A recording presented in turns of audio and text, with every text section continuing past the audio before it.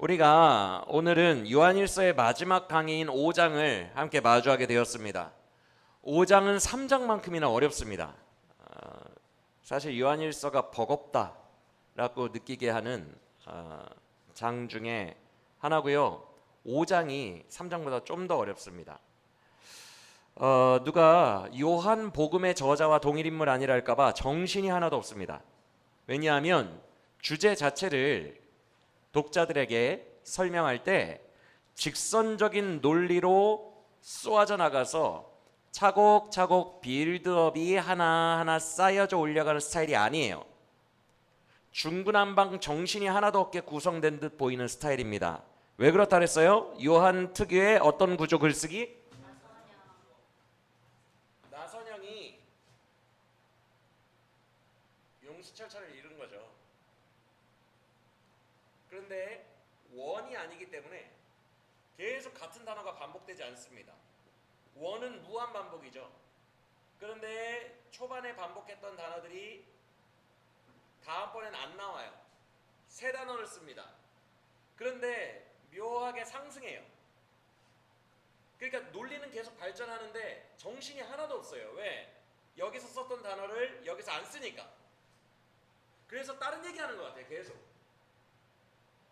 사람이라는 게 논리 위에 논리가 쌓아져 가야 되거든요.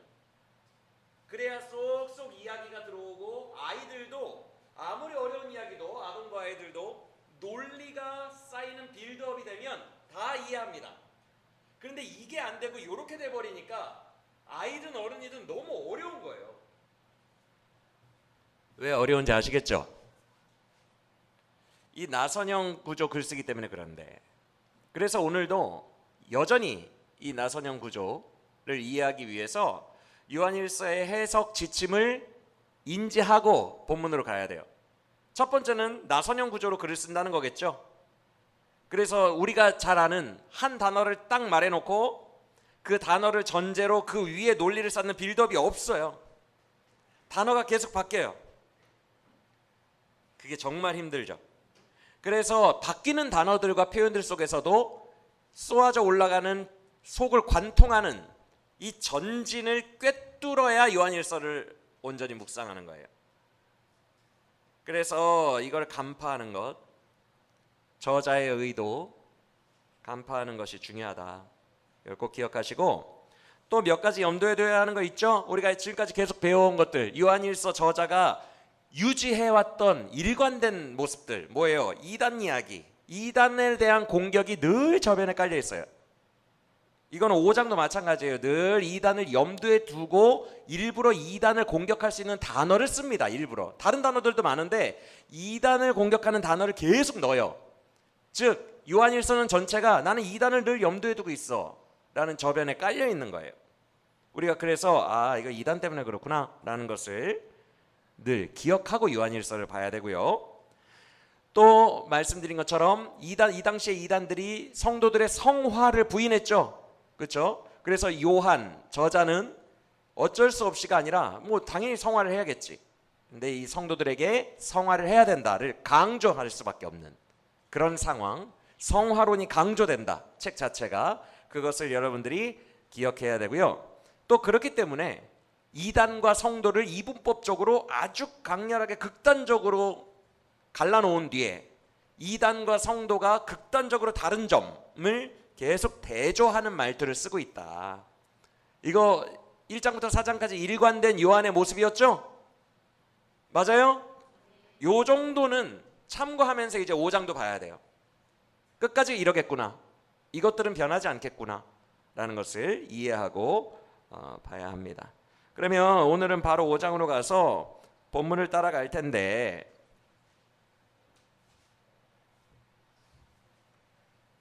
오늘은 본문이 너무 어렵다 보니까 그림으로 이해를 하려고 칠판을 가져왔어요.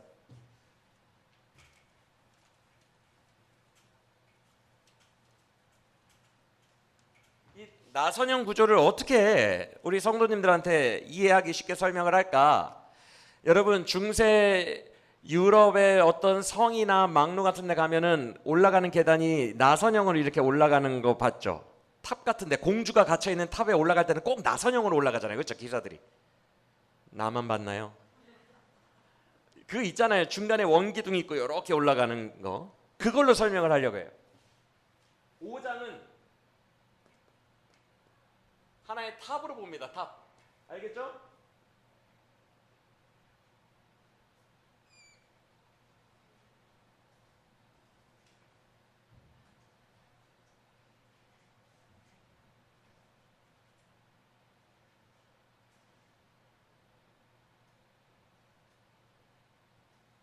칠층 석탑으로 볼 거예요. 5장을 알겠죠? 그래서 5장으로 올라갈 때 직선형 계단이 아니라 직선형 계단으로 올라가는 것이 아니라 나선형으로 올라갈 겁니다. 나선형으로 올라가는데 나선형 계단이 있어요. 이렇게 올라가는 나선형 계단이 한 구절 한 구절이라고 생각하시면 됩니다. 아시겠죠? 그래서 우리는 1절부터 한 구절씩 계단을 밟고 올라갈 거예요. 그래서 제가 2층에 도달했습니다 라고 하면 이제 2층이라고 생각하시면 됩니다. 2층에 도달했다는 말은 뭐냐면 여러분 정신 하나도 없어요. 1층의 주제가 싹 바뀝니다. 단어도 다 바뀝니다. 이 뜻이에요. 그래서 이런 구조를 이해하지 못하고 보면 주제가 정신이 하나도 없이 7번이 바뀌는 걸 보게 됩니다. 그런데 이제 2층 올라가셨어요. 당황하지 마세요. 계속 올라갑시다. 이렇게 제가 층을 말씀드릴 거예요. 이것이 요한일서 5장의 구조라고 보시면 돼요. 문맥의 구조. 이해가 되시죠? 자, 1층은 1절로 3절이에요. 1층은 1절로 3절입니다. 여기에 핵심 단어는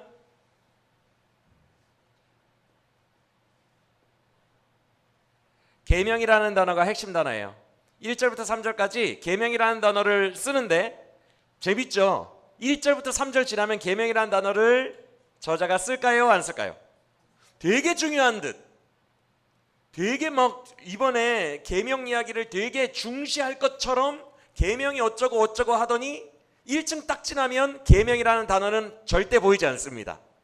이해가 되시죠? 이런 식이에요. 그래서 1층의 중요 단어는 계명이에요.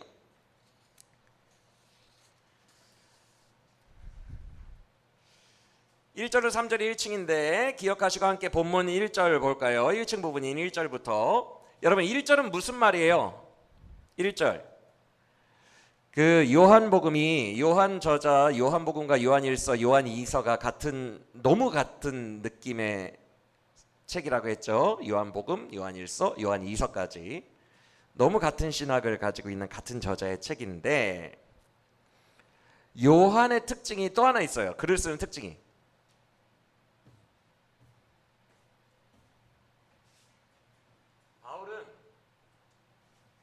바울은 하나님의 의라는 단어가 나오잖아요. 끝까지 가지고 갑니다. 요한처럼 단어를 중간에 안 바꿔요. 바울은 약간 설득적이에요. 그리고 수학적이에요. 그래서 답이 딱 떨어지게 만드는 걸 되게 좋아해요. 그래서 사람들에게 되게 친절합니다. 설득을 해야 되니까.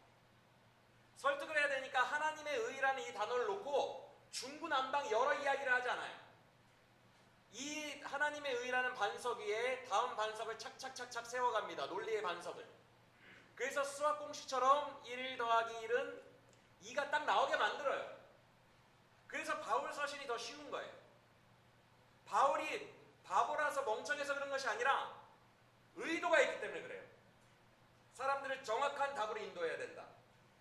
그래서 아주 논리적으로 수학처럼 이끄는 반면 요한은 스타일이 뭐냐 하면 생각이 깊은 사람처럼 보여요. 생각이 깊은 사람이에요. 이런 것 있죠. 바울은 하나님의 의라는 단어를 썼으면 그 안에 의도가 하나예요. 왜? 사람들이 헷갈리게 만들면 안 되니까, 답으로 딱딱 떨어지게 해야 되니까 의도를 하나만 씁니다. 근데 요한은 지금 1절을 썼죠. 1절이라는 한 문장을 쓸 때 이 속에 의도가 3개 이상이 담겨 있어요. 이걸 중의적이라고 합니다. 뜻이 중, 여러 가지가 있다는 거예요. 생각이 깊은 사람들이 이렇게 말하죠. 한마디를 해도 단편적이고 단순하게 말하지 않아요. 그 안에 이단도 때리고 신학도 말하고 성화도 말하고 실천도 말하고 다 담아놔요. 그게 요한 스타일이에요. 그러니까 어려운 거예요. 그 한 문장 안에 모든 의도를 다 하고 싶은 거예요. 굉장히 신중하게 쓰고 있어요. 이해가 되십니까? 둘이 스타일이 전혀 다르다는 거예요. 목적도 다르고.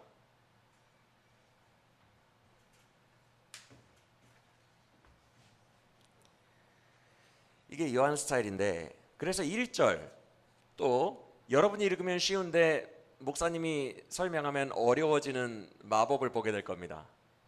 이걸 이렇게 쉬운 걸 왜 이렇게 어렵게 얘기해? 근데 어려워요. 왜냐하면 의도가 많기 때문에. 1절 안에만 지금 사도가 가지고 있는 의도, 첫째, 이단과의 구별, 성도는 달라, 이걸 말하고 싶어요. 이거 분명히 말하고 싶어요. 그리고 또 신학도 말하고 싶어요. 예정론, 그것도 넣고 싶어요. 한 구절 안에 예정론도 넣고 싶어요. 그리고 또 실천적인 거, 성도는 형제 사랑함이 마땅하다, 요것도 넣고 싶어요. 이게 요한 스타일인데, 이 세 가지 의도가 최소한 1절 속에 숨겨져 있다는 것을 간파한 후에 우리가 1절을 해석하면 이런 뜻이 되는 거예요. 1절 눈으로 보세요. 하나님께로부터 난 자들, 이게 무슨 뜻이에요? 예정론이죠. 이해가 되십니까 지금? 예정론, 우리가 잘해서 구원받았거나 우리가 잘 믿어서 구원받은 것이 아니라 애초에 우리는 하나님의 자녀였기 때문에 구원받은 거예요. 할렐루야. 그게 예정론이죠. 우리는 원래 태어날 때부터 정체성 자체가 창세로부터 예정된 자들이었어요. 그래서 우리는 세상에서 툭 튀어나온 것이 아니라 하나님께로부터 난 자들이에요. 할렐루야. 그거 말하고 싶은 거예요. 그래서 하나님께로부터 난 자들은, 즉 예정된 자들은 그 예정론에 근거하여 예수를 그리스도라고 믿게 된다, 이 말이 담겨 있습니다. 맞습니까? 지금 1절 분해하고 계시죠? 저랑 같이 그 말이 담겨 있어요. 예정론에 근거해서 예수를 그리스도라고 믿게 된다, 자연스럽게 인생 중에. 왜? 예정된 자들이니까.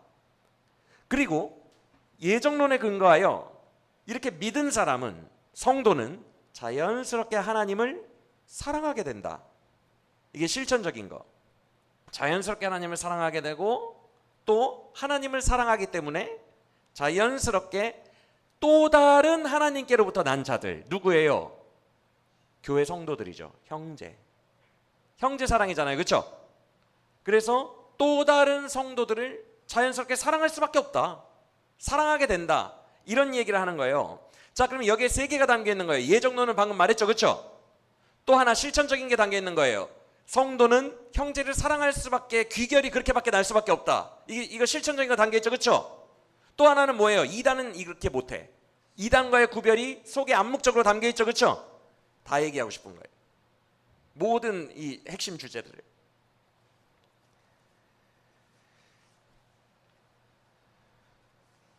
그런데 2절로 가기 전에 우리가 한 가지 중요한 걸 알고 가야 돼요. 요한일서에서 처음으로 등장한 생소한 개념들이 있다라는 것을 알고 가야 돼요. 1장부터 4장까지는 요한이 이런 얘기를 안 했거든요. 근데 5장부터 갑자기 두 가지 아주 생소하고 특수한 것을 도입합니다. 들여옵니다. 말합니다. 그게 뭐냐 하면,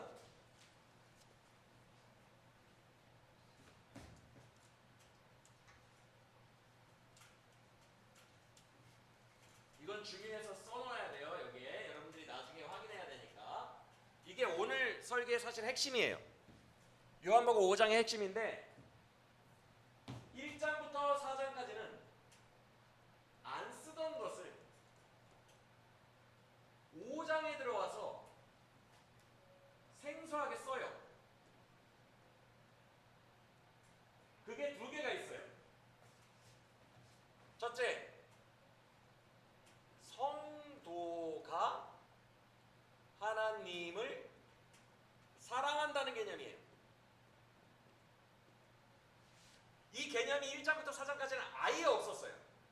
예를 들어서 1장에서는 너희가 하나님과 사귐이 있다고 하면서 어쩌고 저쩌고 하는 자는 거짓말하는 자들이며, 사랑이 아니에요. 사귐 수준이에요. 2장에서는 너희가 하나님을 안다고 하면서 안에서 형제를 사랑하지 않을 어쩌고 저쩌고 하면 거짓말하는 자들이고, 안다 수준이에요.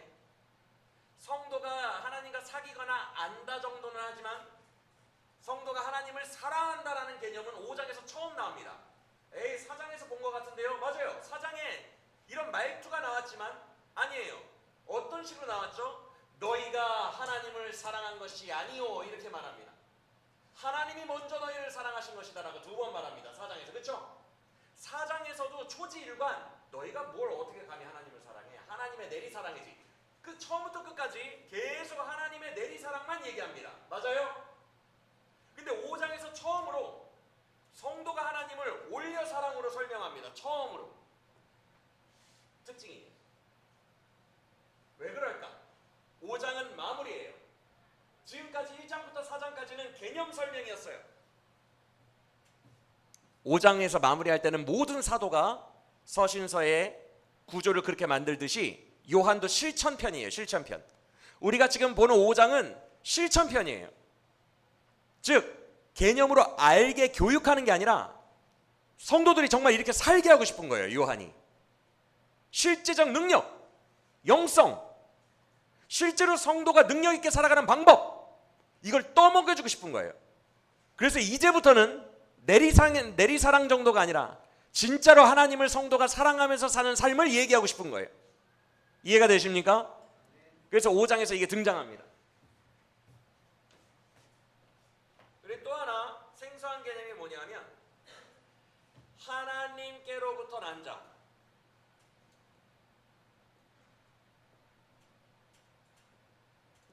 이 말투 요한일서 보실 때 많이 보셨어요? 안 보셨어요? 엄청 많이 나왔어요. 한번 볼까요? 5장 1절. 5장 1절을 보시면 하나님께로부터 난 자라는 말투 있어요? 없어요? 그 아래 5장 4절에도 나오죠? 그 뒤에도 계속 나와요. 계속 나오는데 일단 앞으로 가봅시다. 4장 7절. 하나님으로부터 나서, 하나님으로부터 나왔다, 나았다, 태어났다, 발생했다, 이런 단어 또 나와요? 안 나와요? 4장 7절. 또 3장 9절에도 보시면은 이런 말투 나와요? 안 나와요? 나오죠? 이거 요한의 말투예요. 요한은 굉장히 생각이 깊은 사람이기 때문에 단어 하나도 그냥 쓰지 않습니다. 몇 가지의 의도를 가지고 쓰는 거예요. 중의적으로. 그런데 그가 하나님으로부터 난 자들, 하나님으로부터 난 자, 이런 말을 예정론적인 말이거든요. 이 말을 지금 고의적으로 엄청 많이 쓰고 있다는 거예요. 이해가 되십니까? 그런데 1장부터 4장까지는 이 말이 다 누구에게만 대입돼서 썼냐면 하나님으로부터 난 자는 누구예요? 지금 예정론적으로 난 자들 누구예요? 성도에게만 썼거든요. 그런데 5장에서 처음으로 하나님께로부터 난 자는 예수다라는 개념이 처음으로 나와요. 18절입니다. 이게 놀라운 거예요. 아니 예수는 하나님의 아들이거든요. 그런데 성도와 같은 반열해 주는 게 이게 무엄한 거예요? 안 무엄한 거예요? 무엄한 거죠. 그런데 저자가 놀랍게도 하나님의 아들 예수를 얘기하면서 예수도 하나님께로부터 난 자다라는 말을 하고 있어요. 그게 18절인데 눈으로 보세요. 어디에 예수라는 말이 들어가 있어요? 18절에. 18절을 보시면 지금 제가 잘 말한 거 맞나요? 18절 맞나요? 그 단어 있어요? 18절. 18절에 처음에 나오는 하나님께로부터 난 자는 여러분을 말합니다. 성도. 그런데 중간에 나오는 하나님께로부터 난 자가 그들을 지키심에, 이게 누구예요? 이게 예수님이 되는 거예요. 그러니까 지금 18절은 신학적으로 너무 놀라운 구절이에요. 요한이 오늘 본문에서 성도들을 제대로 살게 하고 싶은 핵심 비밀이 여기 들어가 있어요. 자, 그래서 이따가 이건 어제 순서대로 배우는 거니까 18절 훨씬 나중 얘기잖아요. 지금 이제 2절 하고 있는데 이건 나중에 배울 겁니다. 그러나 이 두 가지를 여러분들이 요한일서 5장을 해석할 때, 이해할 때 꼭 기억하고 가셔야 돼요. 그래서 이건 안 지울 거예요. 성도가 하나님을 사랑한다. 그리고 하나님께로부터 난 자는 예수도 있다. 진짜 생각이 깊은 것 같아요. 자, 왜 이러냐? 왜 예수님을 감히 성도와 같은 반열로 표현했느냐? 실천편이라 그래요. 진짜로 살게 하고 싶으니까 이런 말들을 쓴 겁니다. 여기까지만 기억하고 계세요. 아시겠죠? 그냥 알고 계세요. 그럼 이제 다시 2절 가봅시다. 아까 1절은 쉽게 해석했어요. 근데 2절 살짝 복잡해집니다. 여러분 2절 보시면 언뜻 이해가 가요, 안 가요? 저희는 이해 잘 되는데요, 목사님만 어렵게 생각하는 거지 라고 하실 수도 있겠지만, 1절을 전제로 하고 2절을 보시면 좀 이해가 안 돼요. 문맥의 흐름으로 언뜻 이게 뭔 소리지? 이해가 안 되는 이유가 있어요. 2절의 중간 부분인 계명을 어쩌고 저쩌고, 계명과 관련한 그 문장을 아예 빼고 보세요. 그러면 이해가 갑니다. 논리적 연속성이 있어요. 우리가 하나님을 사랑할 때, 중간을 빼고, 이로써 하나님의 자녀들, 다른 교인들도 사랑하는 줄을 알게 된다. 이렇게 연결하는 거거든요. 그러면 1절과 똑같아지는 거예요. 제 말이 이해가 되세요? 여러분 강의를 할 때는 반응을 또렷또렷하게 해주셔야 늘어지지 않아요. 강의가 계속 확인하려고 한 말 또 하게 되잖아요. 그렇죠? 네. 1절과 지금 구조가 똑같아지는 거예요. 1절은 뭐예요? 하나님을 사랑하는 자는 형제를 사랑하게 된다, 이 말이었잖아요. 그렇죠? 근데 2절의 중간 계명이라는 문장을 빼버리면 똑같은 말이에요. 하나님을 사랑할 때 이웃을 사랑한다는 걸 알게 된다, 이런 식이거든요. 그렇죠? 근데 중간에 계명들을 지킨다는 말이 나온 거예요. 왜? 나 선형구조니까. 또 하나가 또 올라간 거예요. 계단 하나가 올라가면서 또 새로운 개념이 또 첨가된 거예요. 올라가야 되니까 계속 같은 말 하고 싶지 않아요. 그럼 왜 계명 얘기가 나왔을까? 여러분 요한복음을 우리가 기억해야 됩니다. 요한복음 14장에만 이런 말씀이 2번 나와요. 여러분들 유명한 구절이니까 아마 기억하실 거예요. 나를 사랑하는 자는 나의 계명을 지키리니.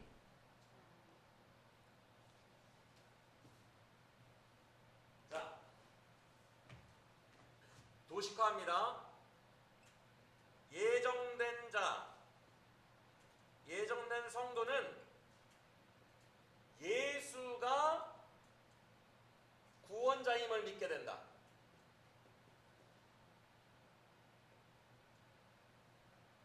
예수가 구원자임을 믿은 성도는 하나님을 사랑하게 된다. 하나님을 사랑한 자는 이웃도 사랑하게 된다. 맞아요? 이게 도식인데 중간에 지금 뭐가 들어갔다고요? 하나가 확장됐죠? 얘가 툭 들어갔죠? 이런 구조가 되는 거예요. 왜 그러냐? 요한복음 14장에서 너희가 나를 사랑하면 나의 계명들을 지키리니, 사랑하면 계명들을 지키리니, 이 도식과 맞아요, 틀려요? 나온 거예요. 그리고 또 14장에 나의 계명을 지키는 자라야 나를 사랑하는 자니, 기억나십니까? 같은 말이에요. 나의 계명을 지키는 자라야 나를 사랑하는 자니. 요한이 교차대국법으로 반대로 말하는 거 전형적인 스타일이에요. 나의 계명을 지키는 자가 나를 사랑하는 자다. 맞습니까? 같은 말 한 거예요. 14장에서 2번. 그런데 이때 요한복음 14장에서는 계명이 아니라 계명들로 돼 있어요. 복수형으로 돼 있다고요. 그런데 요한복음 13장을 보면 요한복음 13장에서 새 계명을 너희에게 주노니 서로 사랑하라라고 되어 있어요. 거기에는 새 계명을 너희에게 주노니 서로 사랑하라, 이거는 단수로 되어 있어요. 헬라어로. 여기는 왜? 이웃 사랑이 하나잖아요. 그렇죠? 명령이 하나잖아요. 그러니까 새 계명은 단수로 되어 있고, 14장에서 너희가 나를 사랑하면 나의 계명들을 지키리니, 나를 사랑하는 자마다 나의 계명을 지키리니는 다 복수형으로 되어 있다고요. 그런데 지금 복수형과 단수형을 요한 1서에서는 2절에서 중간에 넣어버렸네. 이 과정 중에. 그 이거 어떻게 해석할 거예요? 여러분 지금 제 말이 이해가 되세요? 혹시 왜 목사님 뭐 이렇게 어렵게 생각해요? 라고 생각을 하실 수도 있는데, 이런 것들을 알아야 오늘의 핵심 주제로 깊이 들어갈 수 있어서 그래요.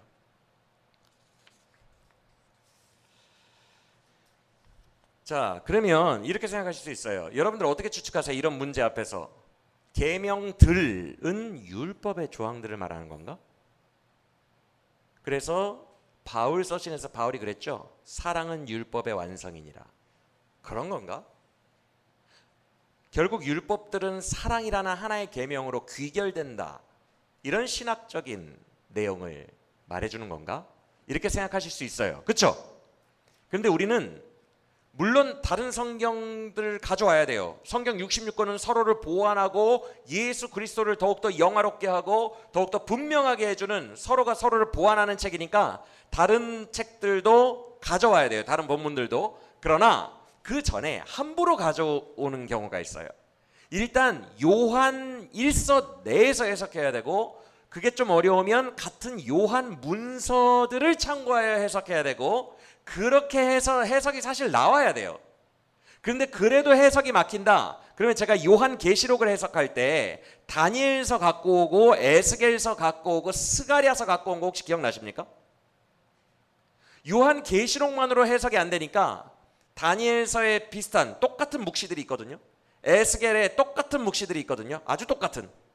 그리고 스가랴서에도 같은 묵시들이 있거든요. 음녀 바벨론 같은 것들. 그런 것들을 갖고 옵니다. 요한 계시록은 다른 연결된 책이 많이 없기 때문에 어쩔 수 없이 구약의 다른 것에서, 다른 묵시록들에서 가져와요. 그래서 해석을 더 풍성하게 하지만 요한 1서는 친구가 있어요. 요한 복음과 요한 2서. 그 친구들을 이용해서 그 내에서 해석을 하는 것이 일단 중요합니다. 이해가 되십니까? 그런 후에 바울도 똑같은 말을 했구나. 진짜 진리는 미묘하다. 너무 이렇게 동일하다. 이렇게 생각할 수 있는 거예요. 바울은 모든 율법 조항들의 완성은 사랑이라 라고 얘기했지만, 요한은 율법 조항을 얘기하지 않아요. 법조문을 얘기하는 게 아니에요. 여기서 계명들 복수형이라서 10계명처럼 1항, 2항, 3항 수많은 우리가 지켜야 하는 계명들을 말하는 걸까? 아니에요. No. 요한은 단 한 번도 그의 문서에서 계명들, 율법 조항을 지키라고 말한 적이 없어요. 근데 왜 복수형이지? 그리고 그게 왜 이웃사랑과 연결돼? 자, 이렇게 설명할 수 있을 것 같습니다. 여러분들이 어떤 교회를 갔는데 불우 청소년이 있어요. 부모님도 없고 뭐 다 잃고 정말 라면도 없이 굶으면서 살아가는 불우한 청소년이 있다고 해봐요. 형제를 사랑하라, 교인들끼리 사랑하라, 이 계명이 생각이 나서 짠한 마음에 그 애한테 100만 원을 건네주고 왔어요. 하나님의 이웃사랑을 실천한 거죠. 그런데 그 애가 그 100만 원으로 나쁜 친구들과 술 먹고 나쁜 짓 하고 나쁜 거 먹고 더 타락했네. 나는 이웃사랑을 한 건데 열매는 엉망이 됐네. 그거 어떻게 설명할 거예요? 내가 내 자아로, 내 감정으로, 내 의도로 내가 주인이 돼서 내 돈 100만 원을 내 방식대로 건네줬더니 결국 그게 또 자아의 열매가 돼서 엉망진창이 됐네요. 그래서 요한은 이웃사랑을 너희 방식대로 하라고 얘기하지 않아요. 결국 이웃사랑으로 귀결이 돼야 되는데 그 전에 필요한 것은 그 사랑으로 결론이 나도 네 자아로, 너의 짠한 감정으로, 네 의도로, 네 방식으로 하지 말고 순종하면서 하라고 얘기합니다. 그래야 열매가 맺힌다는 거예요. 이해가 되세요? 그래서 하나님을 사랑하는 마음으로 계명들 내 순종하라는 말은 내 삶 전체에 말씀하시는 하나님의 그 계명들을 말하는 것이지, 내 삶의 행동, 내 삶의 말들, 내 삶의 모든 삶의 과정들 속에서 말하는 걸 말하는 것이지, 뭐 하지 말라, 뭐 하지 말라, 뭐 하지 말라 이런 율법 조항을 말씀하는 게 아니라는 거예요. 그 증거가 있어요. 요한복음에서 예수님이 무슨 말을 하셨냐면, 너희는 나를 봤는데 어찌 아버지를 또 보여달라고 하느냐? 너희가 나를 보면 아버지를 볼 수 있다. 내 안에서 너희는 아버지를 봐야 된다라고 말씀하시거든요. 이게 뭔 소리야?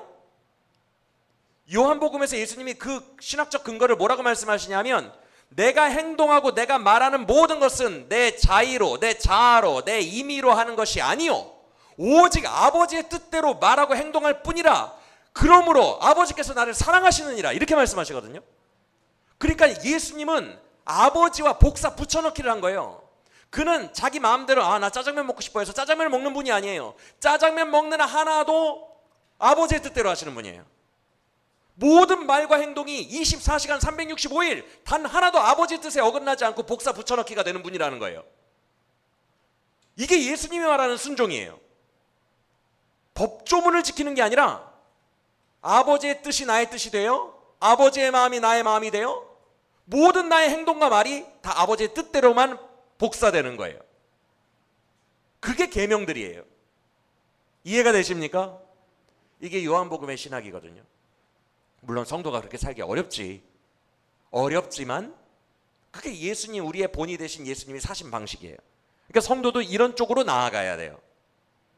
이해가 되시죠?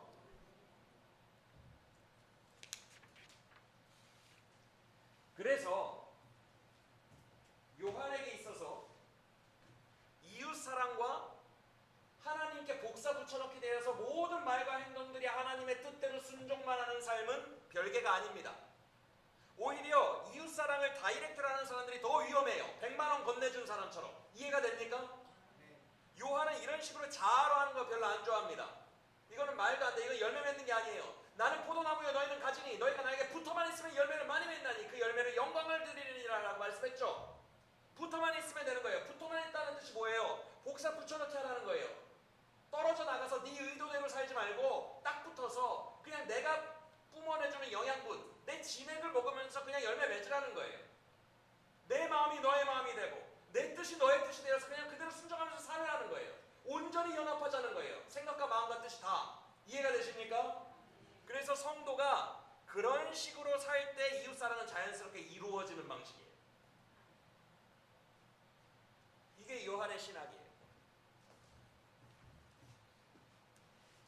그래서 요한은 계명들과 궁극적인 이웃사랑을 합쳐서 말하는 경우가 되게 많아요. 우리 그 증거로서 바로 뒤에 있고 우리가 또 다음 주에 볼 거니까 요한 2서 한번 볼까요? 요한 2서에도 이런 식으로 말하거든요. 요한 2서 6절입니다. 그런데 그 전에 5절을 보시면 우리 요한 사도님 또 서로 사랑하라. 귀가 닳도록 말씀하시죠. 서로 사랑하라. 그렇죠? 요한복음, 요한 1서, 요한 2서 하여튼간 이 서로 사랑하라는 계속 말해요. 근데 5절에서 이렇게 서로 사랑하라라고 하더니 5절에서 이 서로 사랑하라라는 계명은 꼭 새 계명이 아니라 옛 계명, 구약 때부터 너희가 이미 들어온 있던 개념이다. 그러더니 6절을 보세요. 사랑한다는 것은 이것이라. 뭐래요? 그의 계명을 이런 식이에요. 이해가 되십니까? 이제 설명을 들으니까 이해가 되시죠? 이런 식이에요. 요한이 계명을 지키는 것이 곧 사랑하는 거라. 합쳐버리는 것이죠.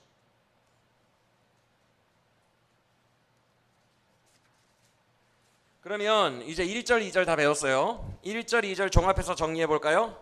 자, 1층 아직 넘어갔어요? 안 넘어갔어요? 1층 넘어가는 것도 되게 힘드네. 정리하면 이 도식입니다. 설명 안 해도 되겠죠? 이 도식이에요.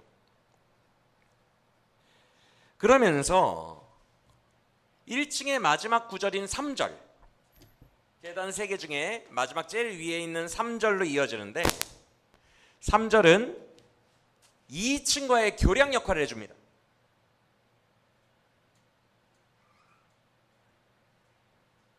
이층과의 교량 역할을 해줘요. 그래서 지금까지 핵심 단어였던 1층의 핵심 단어였던 계명, 이것을 사용은 하되 위층으로 올라가도록 만듭니다. 성도들을. 자, 먼저 3절의 초반부 보세요. 왜 교량 역할인지 설명해 드릴게요. 초반부 어때요? 3절의 초반부 같은 말이죠. 하나님을 사랑하는 자는 뭘 지킨다? 여기 이거잖아요. 5개의 도시 중에 여기만 한 거잖아요. 그렇죠? 이미 나와 있는 얘기 한 거죠. 그렇죠?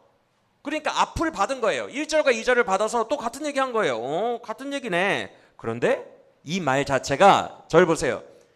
이 말 자체가 성도에게 지금 압박을 줘요, 안 줘요? 여러분 이 말 듣고 압박 안 받는 성도 있어요, 없어요? 보세요. 네가 정말 예수를 믿었다면 너는 하나님을 사랑하게 된다. 일단 여기서 우리들 팍 꼬꾸라져요, 안 꼬꾸라져요? 여러분 사랑해요, 안 사랑해요? 24시간 365일 하나님을 사랑할 수 있어요, 없어요? 이거 감정의 영역이거든요. 감정적으로 하나님 사랑이 유지가 안 돼요. 계명은 그러면 자연스럽게 지킬 수 있어요, 없어요? 네, 이렇게 우리는 무너져서 살고 있는데 지금 저자는 이게 당연한 것처럼 도식화 시켜버렸죠.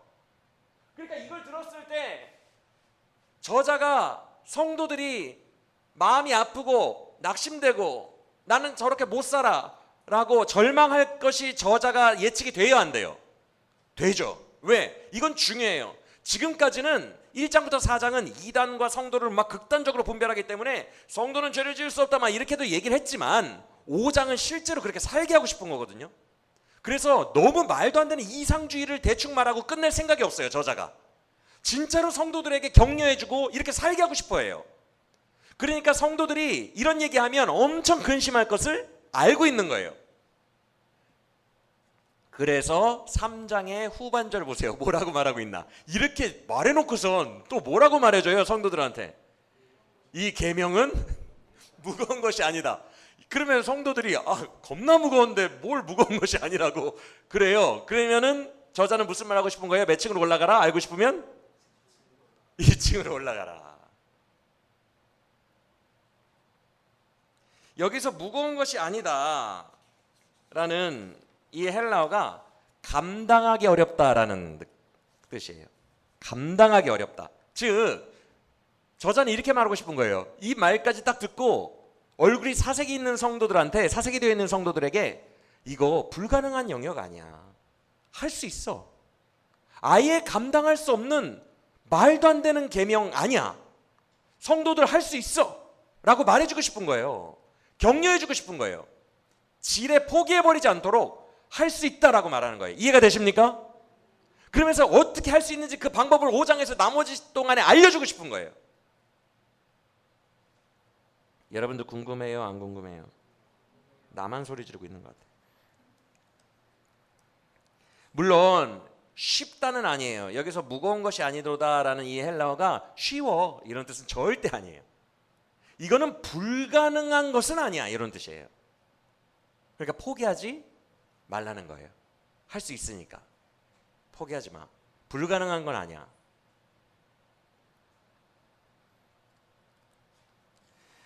사도는 다 알고 있어요. 우리가 연약하다는 거. 그래서 1장 8절 기억나세요? 성도가 죄가 없다고 말하면 그건 거짓말하는 자니. 기억나십니까? 사도는 다 알고 있어요. 우리가 연약한 거. 우리가 엄청 죄 짓는 거 알고 있어요. 그 연약함을 아니까 격려하고 싶은 거예요. 진짜 그걸 돌파할 수 있는 방법을 알려주고 싶은 거예요. 꿈꾸라는 거예요. 포기하지 말라는 거예요. 그래서 2층으로 올려보냅니다. 2층의 핵심 단어는 믿음이요. 9절은 4절과 5절입니다. 4절을 보시면 2층의 첫 단어인 4절을 보시면 하나님께로부터 난 자라는 표현 나와요, 안 나와요? 예정론적이라는 말투라고 그랬죠? 여러분들은 예정론적으로 하나님으로부터 난 자 맞습니까? 하나님 믿고 회심하고 성령 받았잖아요. 할렐루야. 그러면 여러분 예정된 자녀들이에요. 하나님으로부터 났기 때문에 이게 이루어진 거예요. 우리가 잘해서가 아니라고요. 이미 자녀였기 때문에 믿고 성령 받은 거예요. 할렐루야. 근데 놀라운 말을 합니다. 여러분 같은 사람들 모두는 세상을 이길 수 있대요. 와, 4장 초반부 맞아요? 그 말도 맞아요? 하나님께로부터 난 자마다 세상을 이긴대요. 격려해주고 싶은 거예요. 그러면 여기에서 세상이 뭘까? 성도들이 막 총칼 들고 물리적으로 싸우는 자들 아니잖아요. 그렇죠? 여기서 말하는 세상은 성도를 위협하고 억누르는 모든 악함이에요. 19절 볼까요? 온 세상이라고 되어 있어요. 19절에 온, 전체라는 단어가 헬라어에도 있어요. 모든 세상은 다 악한 자 안에 처해 있다라고 되어 있거든요. 여기서 악한 자는 당연히 문맥상 적그리스도예요. 즉 이단 공격을 받았으니까 적그리스도, 그 악한 자 안에 처해 있대요. 요한복음 버전대로 말하면 이 악한 자는 세상의 임금이에요. 내가 십자가에 들리니 그때 이 세상의 임금이 쫓겨나리라 라고 말씀하시거든요. 인자가 나무에 들리는 그날에 이 세상의 임금이 쫓겨나는 날이에요. 그래서 여기서 악한 자는 적그리스도요, 이 세상의 임금이고 세상의 주인인 마귀예요. 그가 통치하고 있어요. 세상을 뭘로? 악으로. 이해가 되십니까? 온 세상은 악으로 통치되고 있어요. 그래서 21절 마지막 구절을 보시면 내 자녀들아 너희는 뭘 멀리하라? 우상을 멀리하라. 즉 이 세상은 성도들을 위협하는데 온갖 죄악으로 위협합니다. 우상으로 위협해요. 우상과 죄가 성도를 위협하는 적군이라고요. 우리의 싸움은 혈과 육에 있는 것이 아니에요. 우리는 사람을 미워하는 자들이 아니에요. 우리는 우상과 죄를 미워하는 자들이 되어야 돼요. 그래서 우리의 싸움은 혈과 육에 있는 것이 아니기 때문에 내 마음에 있는 죄를 극복하고 의로운 자가 되는 것이 우리의 목표가 되는 거예요. 그게 우리의 싸움이에요. 믿으십니까? 예수 그리스도 닮은 의로운 자가 되는 것이 여러분의 소망이 되기를 원합니다. 그래서 성도를 이 적그리스도와 마귀가 죄악과 우상으로 넘어뜨리려 해요. 자꾸. 그래서 성도들은 여기서 넘어집니다. 실제로. 맞아요? 그런 넘어지는 성도들을 사도가 일으키고 싶은 거예요. 아니야, 너희의 정체성은 하나님께로부터 난 자야. 이걸 꼭 얘기해 주고 싶은 거예요. 예정론이 성화론과 배치되는 것 같지만 아니야, 예정론이 너희를 성화로 이끌 거야 라고 강력한 예정론을 얘기하는 거예요. 19절 너희는 하나님께 속해 있어. 이걸 얘기하고 싶은 거예요.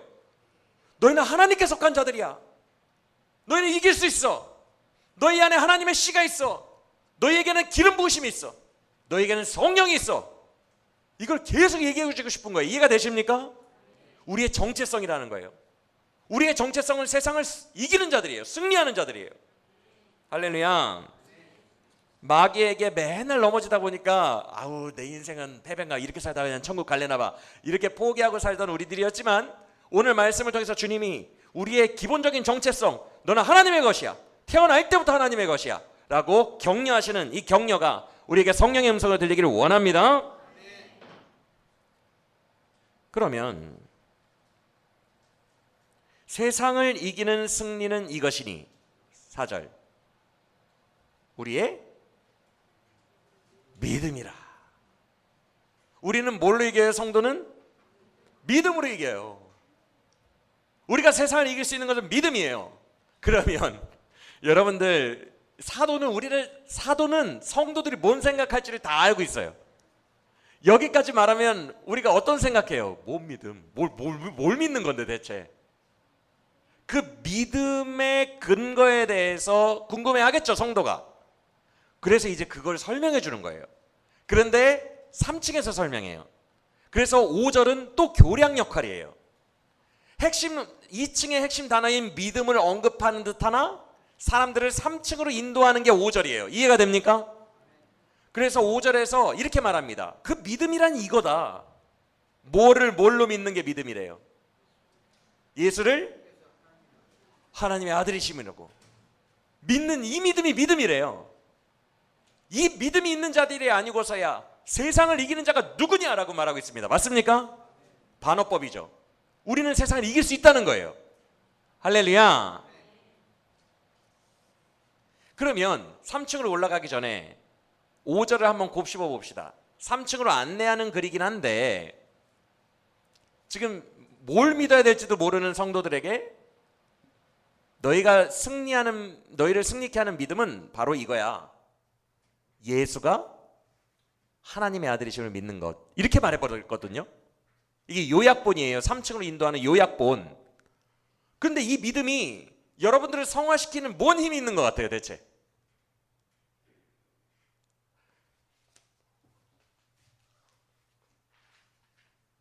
예수가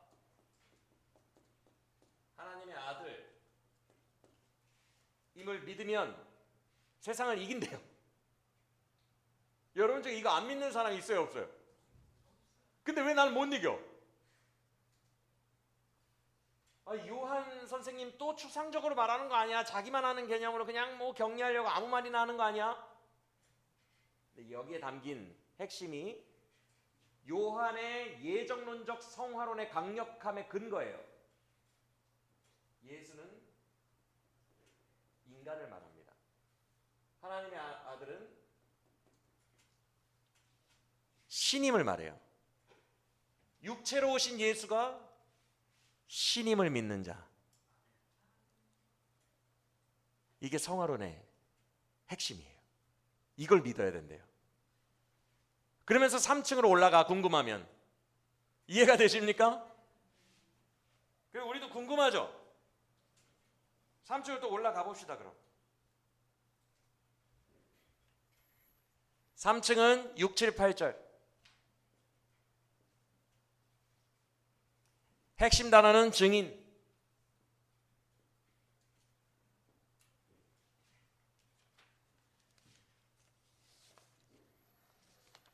(6절을) 보세요. 물과 피로 임하신이라는 것을 강조합니다. 여러분 이게 무슨 말일까요? 왜 이렇게 어렵게 표현해요?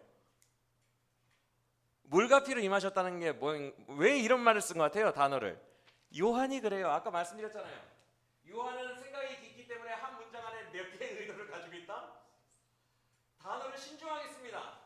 여러 의미를 가지고 있는 걸 써요. 그래서 지금 이걸 얘기해주고 싶어요.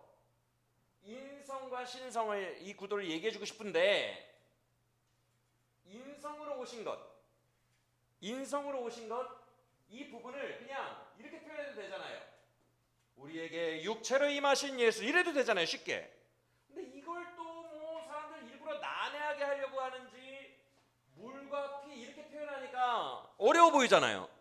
왜 이렇게 표현했다? 육체라고 쉽게 말하면 될걸? 의도가 여러 개가 있으니까. 이해가 되시죠? 이 당시에 이단들이 어떻게 가르쳤냐면 영지주의와 비슷해요. 지식으로 구원받는 거예요. 신천지처럼 시험 봐서 구원받는 거예요. 지식만 있으면 돼요. 성령 필요 없고 아무것도 필요 없어요. 그런데 이 지식으로 구원받는 영적 존재가 물 세례만 받으면 된다고 얘기했어요. 그리고 가현설이라고 해서 뭐 너무 어려우니까 외울 필요 없어요. 노세티즘이라고 하거든요. 이 가현설이라는 게 뭐냐면 예수님은 유령이라는 거예요. 예수님의 육체로 오심을 부인합니다.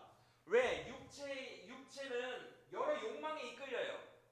그래서 육체는 하등한 존재라고 생각합니다. 영지주의자들은. 그래서 지식으로 구원받는 거예요. 육체는 하등하니까. 그래서 구원파 같은 경우에 육체로는 마음껏 살잖아요. 막 쾌락을 즐기면서. 맞습니까? 그들은 지식으로 구원받아요. 몇 월 며칠 몇 시에 믿었니? 그 지식을 언제 깨달았니? 그러면 넌 구원받은 거야. 막 살아도 돼. 이게 구원파예요.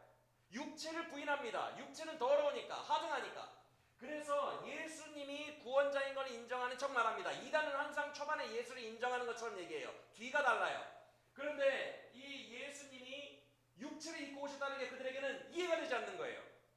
인정이 안 되는 거예요. 이게 하등한 육체를 갖고 왔다는 게. 그래서 그는 영적 존재고 실제로 십자가에 있었던 건 그냥 유령일 뿐이다. 유령이고 실제 육체가 아니라. 그래서 우리가 물로 세례를 받을 때 이 영적 지식 안에서 영적 존재가 우리에게 지식으로 임한다. 이렇게 가르친 거예요. 영지주의죠. 영적 지식.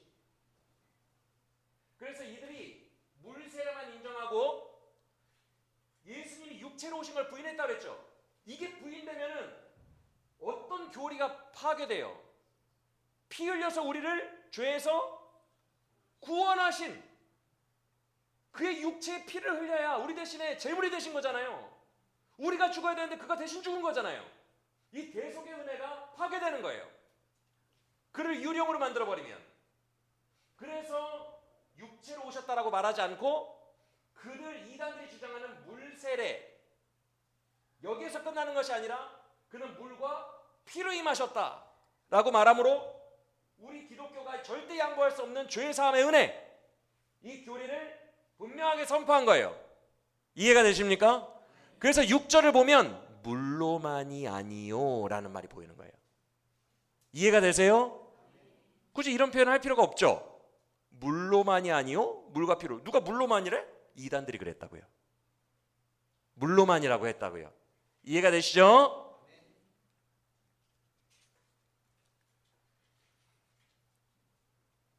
그리고 물과 피, 중의적으로 여러 의도를 담고 있다 그랬죠. 생각이 깊으니까 이 물과 피는 또 하나의 의도가 있어요. 이런 이단 공격과 피, 신학적인 대속의 은혜, 이거 두 가지 의도 말고도 또 있는데, 그게 뭐냐면 사도적 증언이에요. 제가 예전에 설명해 드렸어요. 1장 할 때 1장 1절이 뭐였죠? 나는 직접 말씀이신 하나님의 아들 예수를 만지고 보았고 경험했다라고 말합니다. 맞습니까? 그거는 요한만 할 수 있는 증언이라 그랬죠. 왜? 지금 이 시대가 다 늙은 요한, 100살이 다 된 요한 때 썼어요. 요한 1서가 80년에서 90년에 썼다고 보이거든요. 기원후 80년에서 90년. 예수님은 30년에 돌아가셨잖아요. 승천하셨잖아요. 그로부터 지금 60년 정도가 지난 거예요. 요한만 살아있어요. 그 증인들 다 죽었어요. 그래서 이단들이 활개치고 다니는 거예요. 예수는 육체가 아니야, 유령이야, 유령. 이렇게 말해도 아니야, 진짜로 육체셨다니까, 내가 봤어, 말해줄 증인이 있어요, 없어요? 지금 없어요. 그러니까 이단들에게 성도들이 넘어가는 거예요. 그때 유일한 증인이 누구예요? 지금 엄청 늙은 요한이 유일한 증인이에요. 그래서 1장 1절부터 선포하잖아요. 나는 분명히 만지고 보았고 그가 육체의 힘을 나는 경험했다라고. 그 사도적 증언을 하는 거예요. 왜 물과 피라고 하느냐? 여러분, 우리는 이런 찬양 가사에 익숙해요. 물과 피를 쏟으신, 이런 찬양 가사 때문에 물과 피를 쏟으셨다는 게 되게 유명해요, 우리는. 그렇죠? 근데 실제로 모든 복음서 중에 물과 피가 나온 것은 요한복음밖에 없어요. 다른 복음서에서는 물과 피 얘기가 안 나와요. 요한복음에서 언제 나오냐면, 이 예수라는 사람 죽었나? 안 죽었으면 무릎을 꺾어가지고 숨 못 쉬게 해서 얼른 죽여야 되는데, 그래서 다른 옆에 달린 강도들은 무릎을 일부러 꺾어서 망치로 쳐서 무릎뼈를 부서뜨려서 몸이 축 늘어지게 하여 숨을 못 쉬게 하여 빨리 죽입니다. 1분 내로. 근데 예수님은 죽은 것 같아. 벌써 돌아가신 것 같아. 그래서 확인해봐. 어떻게 확인해요? 질식사하면 심장에 물이 고여요. 심장에는 피만 있어야 되는데 질식사하면 이미 죽으면 물이 고여 있다고요. 죽었다는 뜻이에요. 그래서 옆구리에 창을 찌르는 겁니다. 그러면은 그 옆구리를, 심장을 겨냥해서 팍 찌르면 거기서 물과 피가 쏟아져 나오면 죽은 거예요. 그래서 무릎을 꺾지 않은 거예요. 성경을 이루게 하기 위하여. 6월절 어린 양의 뼈는 하나도 꺾지 않으니까, 이대로 죽은, 이대로 먹으니까. 이해가 되십니까? 그래서 무릎을 안 꺾고 확인할 때 물과 피를 쏟은 거예요. 그 내용이, 창으로 찔렀다라는 내용이 마태, 마가, 누가에는 안 나와요. 요한에만 나와요. 창으로 찔렀다, 물과 피를 쏟으셨다. 그런데 왜 이게 중요하냐면, 다른 복음서에서는 모든 12제자들이 다 예수님 돌아가실 때 도망간 걸로 나옵니다. 맞아요? 근데 요한복음은 달라요. 요한복음에서는 뭐라고 말하냐면, 나는 그 자리에 있었다라고 말합니다. 요한이 자기를 어떻게 표현하죠? 요한이라고 표현하지 않고 저자니까 문학적 기법으로 그의 사랑하시는 제자라고 표현합니다. 늘 그의 사랑하는 제자에게 말씀하여 이르시되, 여자여 이제 당신의 아들입니다. 혹시 기억나세요? 이 장면? 예수님의 육신의 엄마 마리아랑 요한을 세워놓고 십자가 위에서, 여자여 이제 당신의 아들입니다. 요한아 이제 너의 어머니니까 모시도록 하라. 이 장면이 나와요, 안 나와요? 일부러 써놓은 거거든요. 누가 거기에 있었다는 거예요? 물과 피를 쏟으시면서 완전히 우리를 위하여 죽으신 육체의 예수를 누가 봤다는 거예요? 자기가 봤다는 거예요. 그래서 물과 피라고 얘기하는 거예요. 사도적 증언, 내가 봤다는 거예요. 그래, 육체로 오셨고 우리를 위하여 물과 피를 다 쏟으시며 죽으셨다는 것을, 그리고 부활하신 것을 내가 봤다는 거예요. 그래서 이 단어를 일부러 쓴 거예요. 이해가 되십니까? 멋있죠? 강력하게 얘기하고 있죠. 내가 봤다. 우리를 위하여 물과 피를 다 쏟으신 예수를 내가 봤다. 압도적인 증언이죠. 그런데 왜 여기에 성령이 나올까? 그 당시에 육체로 오신 예수님의 인성의 증거는 물과 피예요. 맞아요? 근데 지금 기원 후 80년에서 90년 요한일서를 읽고 있는 성도들은 이거 봤어요? 못 봤어요?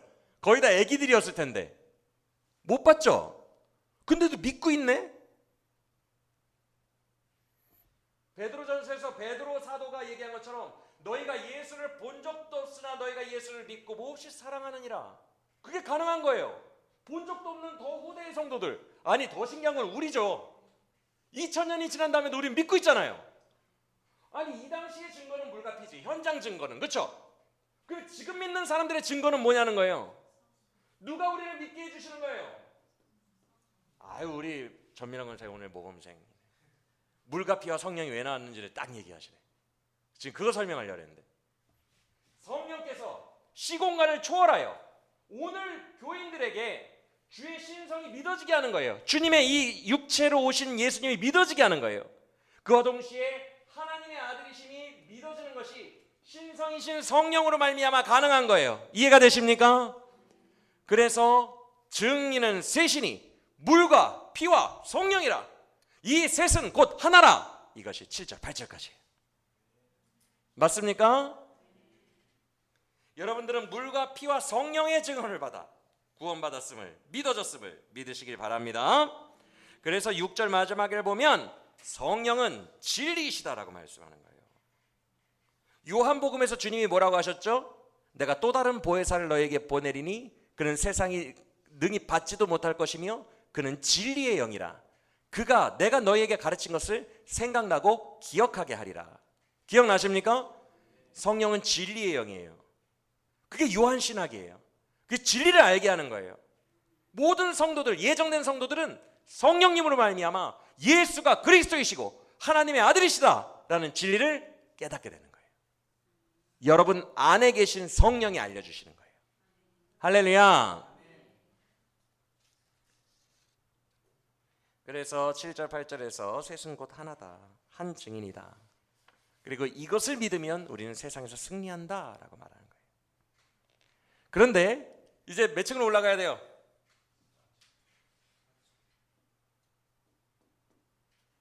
(9절부터) 12절까지가 4층인데 여기로 올라가야 돼요.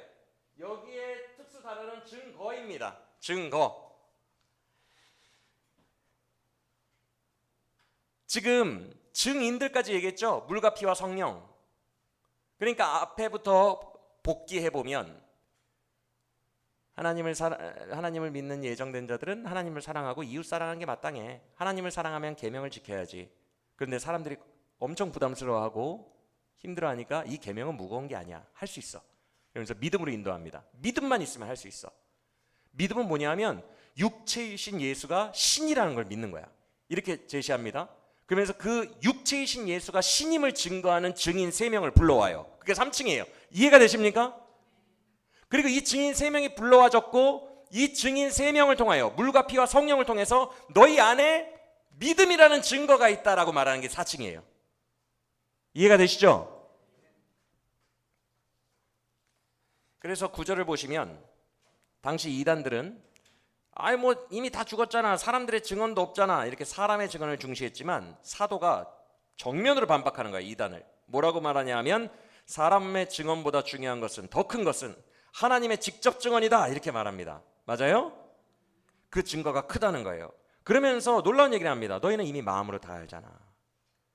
너희 구원받은 너희들, 예정된 너희들은 성령 받았기 때문에, 마음에 성령 받았기 때문에 너희의 기름 부으심이 다른 사람이 너희를 가르칠 필요가 없고, 이만희와 같은 자기가 성령이라고 말하는, 자기만이 요한계시록을 해석할 수 있다, 자기만이 이긴 자다, 이렇게 거짓말하는 그런 이만희 같은 자의 가르침을 받을 필요가 없다.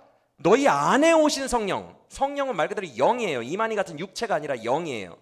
영이 너희를 스스로 가르치실 것이고 너희는 누구에게도 배울 필요가 없다. 기름 부음이 너희를 알려줄 거다. 이렇게 말하죠. 우리 요한일서에서 배웠죠, 그렇죠? 그래서 그 증거가 너희 마음에 있다라고 말하고 있는 거예요. 지금 사측에서는 10절을 보시면 뭐라고 합니까? 하나님으로부터 난 모든 자들마다 이 증거가 자기 안에 있다. 이 증거는 사람에게서 취한 외적 증거가 아니에요. 외부에서 시험치는 그런 시험쳐 합격하는 신천지 같은 그런 증거가 아니고, 그런 물질적인 것이 아니고, 진리의 영이신 성령이 우리 마음에 오셔서 친히 증거가 되신 거예요. 믿습니까? 그래서 10절에서 또 이단들에 대한 강력한 구분의 말씀이 나옵니다. 뭐라고 얘기해요? 10절에서 이거 요한일서 특징이죠. 항상 구분을 합니다. 이단들은 하나님을 거짓말하는 자로 만들어. 왜? 하나님이 그의 아들에 대해서 직접 증언하신 물, 피, 성령, 이 증거들을 그들은 믿지 않기 때문에. 이 말투 이해가 되세요? 하나님을 거짓말하는 자를 만드는 거죠. 그런데 아동부 때 설교를 했는데, 오늘 아동부 때 이 설교를 했는데 11절인가 11절부터인가 영생과 생명이 있고 뭐 이런 얘기가 나오잖아요. 그렇죠? 12절도 믿는 자들, 성도에게는 영생이 있고 이단들에게는 영생이 없다. 이렇게 분명히 또 구분하고 있잖아요. 그렇죠? 그래서 영생과 생명 이야기가 나오거든요. 갑자기 증거 이야기하다가 이게 증거예요. 우리 안에 영생과 생명이 있다는 게 증거거든요. 지금 저자가 말하고 싶은 건 너희 안에 물과 피와 성령의 증언으로 너희가 믿었으니 이제 너희 안에 영생이 있다. 그게 너희 안에 있는 내적 증거다. 이렇게 말하고 있거든요. 그런데 아동부 때 설교를 했는데 저를 보세요. 여러분, 영생이 마음에 있는 게 오감으로 느껴집니까? 여러분 영생 받았죠? 믿는 순간 여러분은 사망에서 생명으로 옮겨졌죠. 과거 완료형. 여러분 예정된 자니까, 어차피 예정된 자니까, 미래까지 다 예정된 자니까 이미 영생을 얻었어요. 그게 요한신학이에요. 요한복음 5장. 그런데 얻었는데 그럼 내 안에 느껴져야 되는데 이게 느껴져요, 안 느껴져요? 아동부 애들한테도 말했죠. 오감으로 이게 느껴지는 사람 아무도 없어요. 영생이 어디 있어요 대체? 그리고 영생은 주로 미래적인 거죠. 우리가 천국 가서야 누리는 거죠. 그렇죠? 그러니까 아직 경험되어지지도 않고 느껴지지도 않은 거예요. 근데 그걸 사도는 지금 증거라고 얘기하고 있네. 요때 성도들이 또 조금 시험에 들랑말랑해요. 그렇죠? 맞아요, 틀려요? 느껴지지도 않고 경험되어지지도 않는 것을 증거라고 하니 나는 그러면 증거가 없는 사람인가? 이런 시험에 드는데 이게 무슨 말이냐면 다음 층인 5층의 첫 구절인 13절을 보시면 내가 앞부분에서 이러이러한 것을 너희에게 쓴 이유는 너희 안에 영생이 있음을 알게 하기 위해 썼다. 이런 말을 하거든요. 그러면 여러분 이게 지금 자 집중. 바로 다음 층 5층 첫 구절에서 5층의 첫 구절에서 나는 너희 안에 이 증거인 영생이 있다는 것을 알게 해주려고 앞구절을 썼어 라고 얘기했어요. 그 논리적으로 너희는 지금 이걸 알아 몰라예요. 아는 거예요, 모르는 거예요? 모른다는 거예요. 그걸 도움 주려고 썼다는 거예요. 그런데 막상 앞구절에서는 너희 안에 있는 영생이 그 증거니라 이렇게 말했거든요. 즉 사도는 우리 안에 영생이 하나도 안 느껴진다는 걸 아는 거예요. 알면서도 이것이 증거니라 라고 말한 거예요. 왜? 우리는 영생 자체를 믿는 것이 아니라 영생을 나에게 주시려고 십자가에서 나를 대신하여 분명히 죽으신 예수 그리스도, 나를 사랑하시는 그분을 믿는 거예요. 그가 왜 죽었겠어요? 그는 의인이잖아요. 죽을 필요가 없어요. 그가 왜 죄인처럼 죽습니까? 의인인데. 그가 죽은 이유는 날 위해 죽어준 거거든요. 나에게 뭘 주시려고? 영생을 주시려고. 하나님이 여러분을 이처럼 사랑하사 독생자를 주셨으니 이는 이러하여 멸망하지 않고 영생을 얻게 하려 함이라. 요한복음 3장 16절 기억나십니까? 하나님이 여러분을 이처럼 사랑하사 멸망치 않고 영생을 주시려고 독생자를 보내셨다. 즉 우리는 영생을 체험하면서 영생을 믿는 자들이 아니에요. 나에게 영생을 주시려고 오신 독생자를 믿는 거예요. 그가 죽으신 이유가 영생이라면 내 안에 영생이 있는 거예요. 그는 죽으셨으니까. 할렐루야. 그걸 믿는 거예요. 그래서 육체로 오신 예수를 신이라고 믿으면 너희 안에 있는 영생이 내적 증거다라고 얘기하는 거예요. 이해가 되십니까?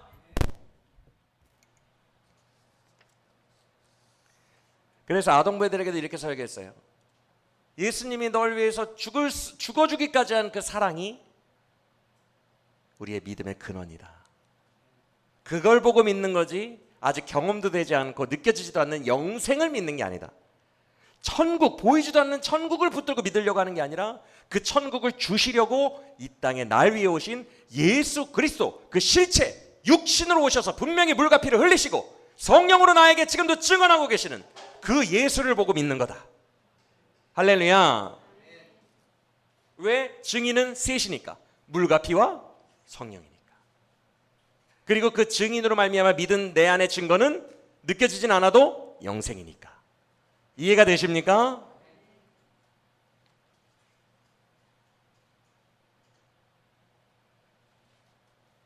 자, 그러면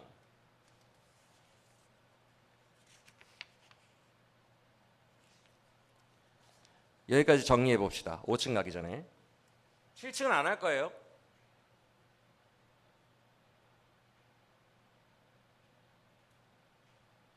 21절이 7층이에요.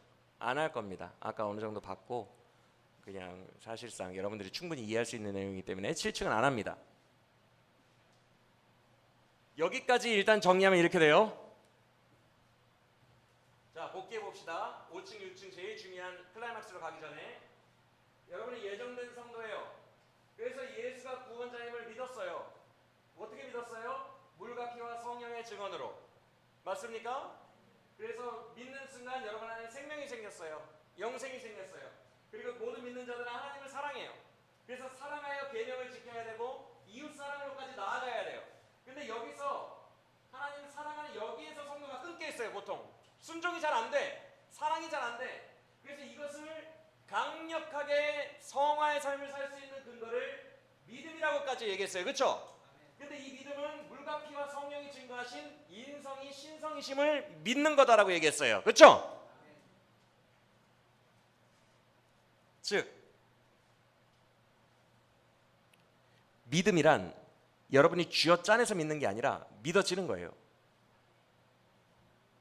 하나님의 증거가 그 마음에 있기 때문에 그게 4층의 내용이에요. 4층은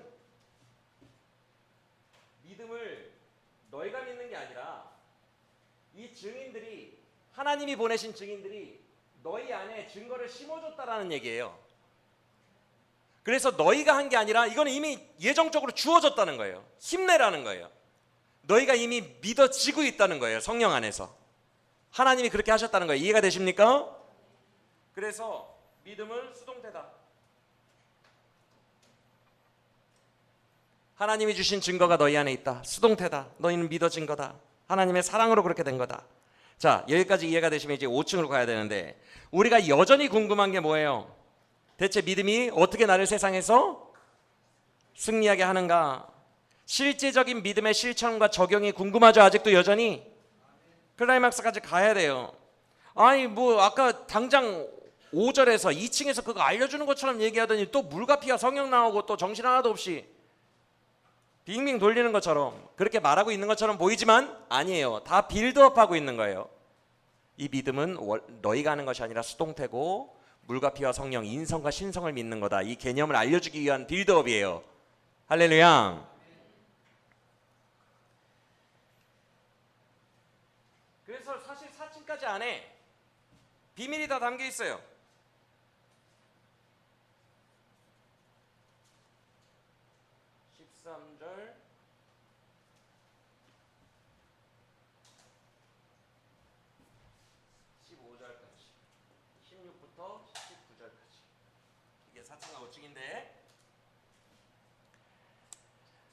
앞서 설교 초반에 제가 이런 말을 했습니다. 5장에 가서 새롭게 등장하는 두 개념이 있다고. 그거 기억해 놓으시라고 안 지운다 그랬어요. 그 첫 번째 개념은 성화론이에요. 이제 성도들아, 너희가 하나님을 사랑하면서 살아야 된다. 그게 1번이에요. 맞아요? 근데 우리는 사랑하면서 살아야 되는데 못 살죠. 그래서 뭐 어떻게 해야 사랑하면서 살 수 있는지 그 능력을 주세요. 이렇게 얘기하죠. 그 능력이 2절이에요.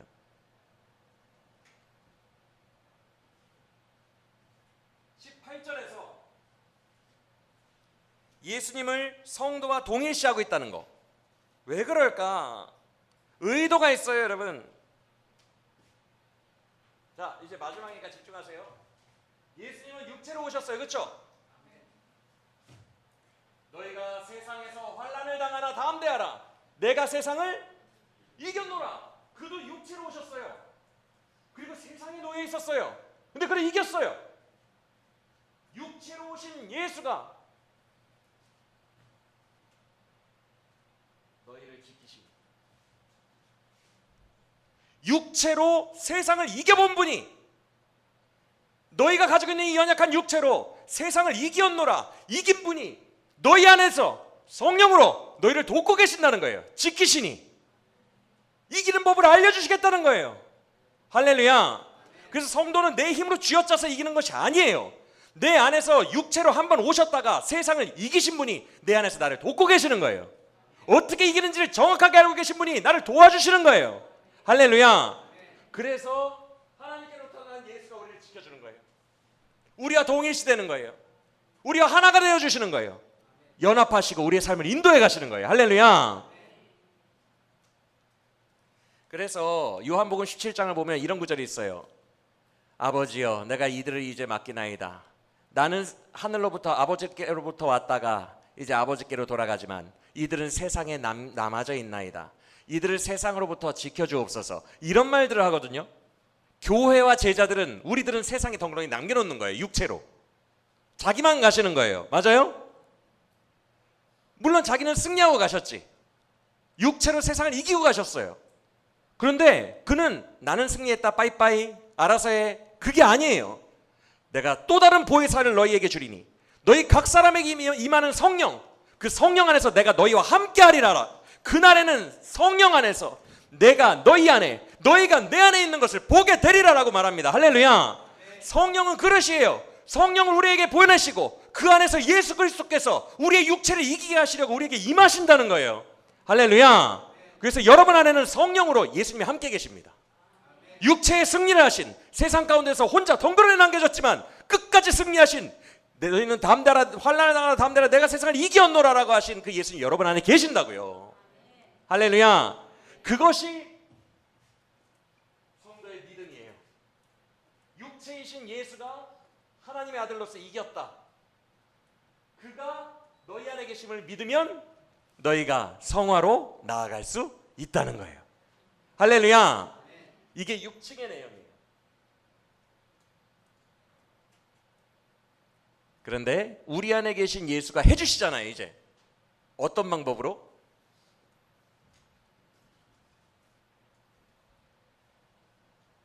기도를 하는 거예요. 기도로. 그래서 5층의 내용은 한번 14, 15절 여러분이 읽어보실까요? 14, 15절 시작.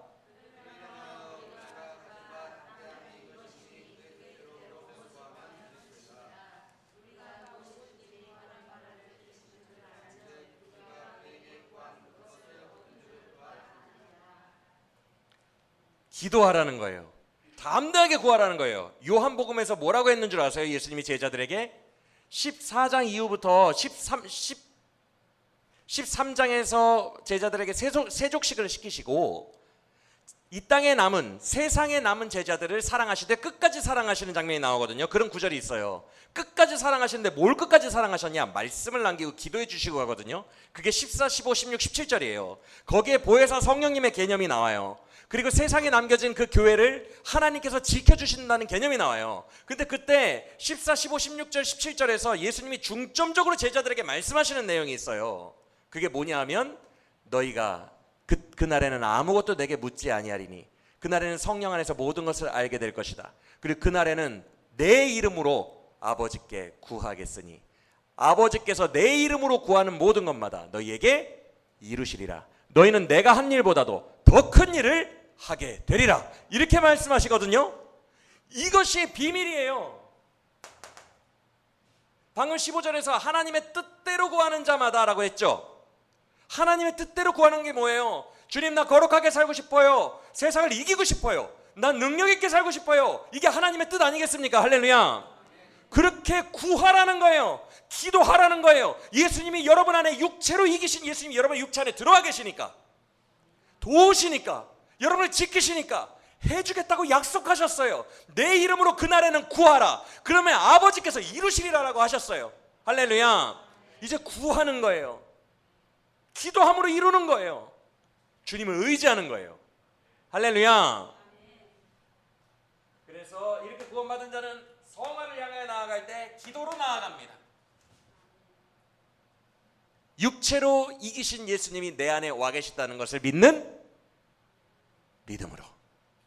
그래서 세상을 이기는 승리는 이것이니 너희의 믿음이니라. 이해가 되세요? 물론 우리는 다 쓰러질 수 있고 또 이걸 알아도 무너질 수 있죠. 그래서 6층에서 장치를 하나 마련해 놓으셨어요. 6층에 이거 하나만 살펴보고 마치면 될 것 같아요. 6층에 이런 말이 있어요. 17절인가? 17절에서 성도도 죄를 짓는다는 얘기가 있어요. 이게 무슨 말이냐면, 자 16절, 누구든지 형제가 라고 되어 있어요. 형제가. 이 16절을 오해하지 않으시려면 요한의 스타일 기억하셔야 돼요. 지금 성도 그룹과 무슨 그룹을 완전히 구분하고 있어요. 세상과 이단 그룹을 구분하고 있죠, 완전히. 그래서 지금 요한이 어떤 식으로 말해요? 하나님의 아들을 믿는 자에게는 영생이 있고 아닌 자들에게는 영생이 없다. 극단적으로 이분법적으로 얘기하고 있죠, 계속. 이것도 그거예요. 형제가 성령 받은 신자를 얘기합니다. 형제가 죄 범하는 것을 보거든, 이거 나중에 설명해 드릴게요. 죄 범하는 것을 보거든 구하라. 기도하고 구하라는 거예요. 구하라. 그 바로 앞절이 기도하라잖아요. 그렇죠? 그러니까 형제 사랑을 하라는 거예요. 형제 사랑, 이웃 사랑을 하는데 죄를 지면은 구하라는 거예요. 이 말은 뭐예요? 전제가 성도도 죄를 지을 수 있다. 심지어 범죄자예요. 범죄자. 16절의 중간 부분을 보세요. 범죄자들을 위하여 이렇게 말하죠. 성도도 범죄할 수 있어요. 그냥 마음에 품고 있는 죄가 아니라 실제로 법을 어기는 범죄한다는 거예요. 범죄. 그래서 성도가 범죄자가 될 수 있어요. 그러나 너희가 기도하라. 그러면 하나님께서 그에게 생명을 주시리라. 이거는 없던 생명을 주셨다는 게 아니에요. 하나님께 어차피 생명이 있는 자의 형제니까. 그런데 그에게 잃은 것과 같고 쇠약해진 것 같은 이 생명을 주시겠다는 거예요. 이 말은 서로 구하고 서로 기도하고 형제를 사랑하면 모두 다 천국까지 이르게 해주시겠다는 거예요. 할렐루야. 그런데 16절에서 냉정하게 말하죠. 뒷부분에서 애초에 사망에 이르는 죄를 짓는 자들을 위해서는 기도조차 할 필요가, 이게 요한복음이 선교적이지 않다는 거예요. 제가 늘 말씀드렸죠. 소종파적이라고. 형제끼리만 사랑하는 거 엄청 강조하고 외향적으로 선교하고 확장하고 전도하는 것은 사실 많이 약하다고 그랬잖아요. 그렇죠? 여기서 딱 나옵니다. 애초에 예정론에 들어가지 않은 자들을 위해서는 기도조차도 하지 마라. 어차피 그들은 사망으로 가니까. 아주 냉정한 말이에요. 왜 이렇게 냉정한 말이 있느냐? 사랑이 그렇게 많은 사도가 왜 이렇게 냉정하냐? 요한일서의 배경 뭐라고요? 누구와의 구분? 이단 때문에 그래요. 이단 때문에 아주 강하게 얘기하는 거예요. 그들을 위해서는 기도조차도 하지 마라. 그러면서 17절에서 아리송해 보이고 오해가 될 만한 말을 합니다. 모든 불의가 죄로 돼 사망에 이르지 않는 죄도 있도다. 이게 무슨 말 같아요? 이거 성도들이 잘못 읽으면 살인죄부터가 사망에 이르는 죄인가?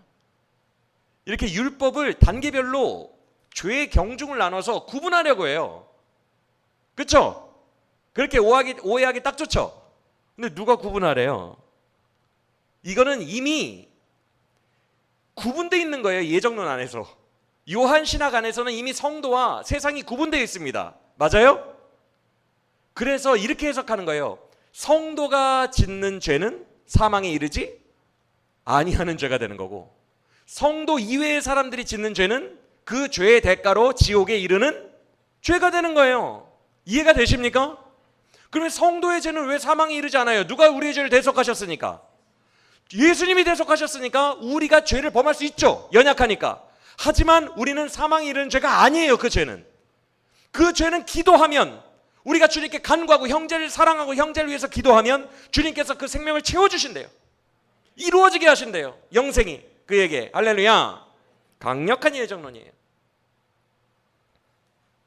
그래서 18절에서 하나님으로부터 난 자는, 예정된 자들은 악한 자가 그들을 만지지도 못한다, 터치하지도 못한다라고 얘기하거든요. 이것을 또 율법주의적으로 아주 강박적으로 받아들이지 마시고, 이거는 무슨 말이냐면 19절의 이야기예요. 너희는 애초에 하나님께 속하였고 하나님의 소유고 세상은 저쪽에 속했다. 이분법적으로 양자가 완전히 갈려있다. 너희가 하나님의 것인데 누가 너희를 건드리겠느냐? 하나님이 너희를 쥐고 계신데, 너희를 붙들고 계신데, 너희는 하나님의 소유인데 누가 너희를 건드리겠느냐? 너희는 하나님의 소유된 백성으로서 죽는 그날까지 하나님이 은혜로 인도하실 것이라. 할렐루야. 그 이야기를 한 거예요. 이해가 되십니까? 여러분, 이렇게 오늘 말씀을 살펴보게 되었는데, 신자는 강력한 예정론에 붙들려 있어요. 여러분들은 믿으세요? 이 예정론이 여러분들을 성화로 인도하는 거예요. 예정론이 강한 장로교는 성화론이 약해가 아닌 거예요. 더 강력한 거라고 지금 요한은 얘기하고 있는 거예요. 너희는 하나님께 속하였고 하나님께로부터 난 자야. 예수는 육체로 세상을 이기신 분으로서 너희 안에 들어와서 너희를 지키고 계셔. 너희를 돕고 계셔. 그리고 너에게 언약하셨어. 기도하라. 그래서 내가 이루겠다고, 나의 이름으로 기도하면 성화를 내가 도와주겠다고, 승리하게 해주겠다고 약속하셨어요. 그래서 이 막강한 언약 안에서, 예정론적 언약 안에서 성도는 담대하게 구할 수 있는 거예요. 할렐루야. 믿으십니까? 그래서 이 기도함으로 얼마든지 승리할 수 있으니, 승리는 그렇게 무거운 것이 아니니, 아예 불가능한 것이 아니니 힘내. 이 예정의 사랑 안에서, 막강한 은혜 안에서 힘내 라고 말씀하고 있는 거예요. 죄를 심지어 져도 힘내. 괜찮아. 구하라. 구해. 죄를 졌어도 기도해. 그러면 내가 그에게 다시 영생을 주고 회복시켜줄게. 생명의 능력으로 회복시켜줄게. 너희는 애초에 나에게 속한 자들이야. 그러니까 세상이 너희를 절대 뺏어갈 수 없을 거야. 요한복음 10장 내용이죠. 세상이 너희를 아버지께서 내게 주신 자마다 하나도 내가 잃어버리지 아니하고 마지막 날에 100% 다시 살리리라.